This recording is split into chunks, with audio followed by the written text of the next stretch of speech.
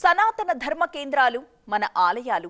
ధర్మ రక్షణకై నిర్మించిన ఆలయ దర్శనం వల్ల మానసిక ఉల్లాసంతో పాటు భగవదానుగ్రహం కూడా కలుగుతుంది. మరి అలాంటి ఆలయ విశేషాలు ఈ రోజు మా ఊరి దేవుడు కార్యక్రమంలో తెలుసుకుందాం.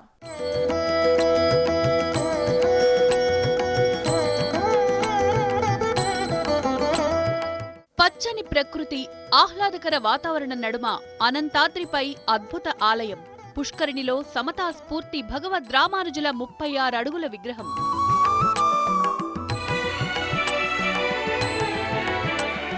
ప్రపంచంలోనే శిలాఫలకంపై జగన్నాథుడు కొలువైన ఏకైక దేవాలయం. శ్రీ భూ సమేత వెంకటేశ్వర స్వామి స్వయంభూగా కొలువైన భవ్యాలయం.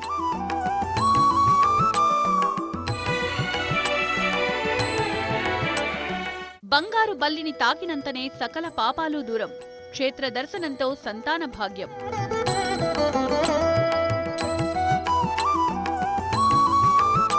మహబూబాబాద్ జిల్లా కేంద్రంలోని అనంతారం గ్రామ సమీపంలోని అనంతాద్రి పర్వతంపై శ్రీ స్వయంభూ జగన్నాథ వెంకటేశ్వర స్వామిగా కొలువుదీరి భక్తులకు కొంగు బంగారమయ్యాడు.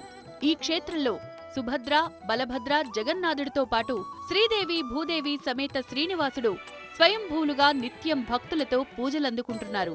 ప్రకృతి అందాల నడుమ కొండలపై నెలకొన్న శ్రీ వెంకటేశ్వర స్వామి ఆలయం నిత్యం భక్తుల గోవింద నామస్మరణతో మారుమోగుతుంది.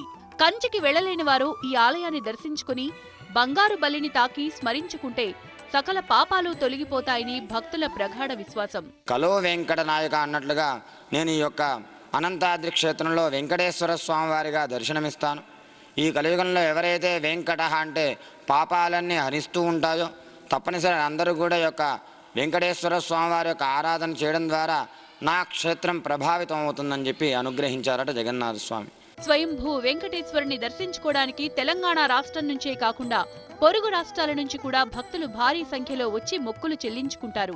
11వ శతాబ్దంలో స్వయంభూగా వెలిసిన ఆలయాన్ని శాలివాహనులు నిర్మించారని స్థల పురాణం తెలియజేస్తుంది. దేవాలయం సమీపంలోని పుష్కరిణి మధ్యలో భగవద్ రామానుజాచార్యుల వారి విగ్రహం ప్రతిష్ఠించడంతో ఆలయానికి అదనపు ఆకర్షణ చేకూరింది.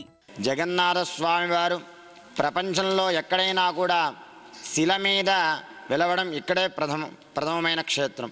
ఎందుకంటే పూరి జగన్నాథులో ఉంటారు స్వామి, కానీ అక్కడ చెక్కతో వేంచేసి ఉంటారు, అంటే వృక్షం నుంచి తీసిన చెక్కతో వేంచేసి ఉంటారు. కానీ ఇక్కడ ఎక్కడా కూడా లేని విధంగా ఈ స్వయంభూ జగన్నాథ స్వామి వారు ఇక్కడ శిలావరకం మీద వేంచేసి ఉన్నారు. వెంకటేశ్వరుడు స్వయంభూగా వెలిసిన గర్భగుడి ప్రాంతంలో కొండను తొలగించి ఆలయ నిర్మాణాన్ని చేయడం ముచ్చట గొలుపుతుంది. ఈ ఆలయంలోనే రామస్తూపం నిర్మించారు. ఇంకా ఈ ప్రాంతంలో వివిధ కట్టడాలతో చుట్టూ పచ్చని చెట్లు, పర్వతాలు, పుష్కరిణితో పర్యాటక కేంద్రంగా కూడా విలసిల్లుతోంది. కొండపై ఆలయం నలుదిశలా అభివృద్ధి జరుగుతూ భక్తులకు అన్ని విధాలుగా సౌకర్యంగా విలసిల్లుతోంది. ఆలయానికొచ్చే దారిలో 36 అడుగుల ఆంజనేయ స్వామి భారీ విగ్రహంతో పాటు గరుత్మంతుని భారీ విగ్రహం అందర్నీ ఆకట్టుకుంటున్నాయి. స్వామి దర్శనంతో ఆధ్యాత్మిక ఆనందంతో పాటు ఆహ్లాదాన్ని పంచే క్షేత్రం ఈ జగన్నాథ వెంకటేశ్వర స్వామి దేవాలయం.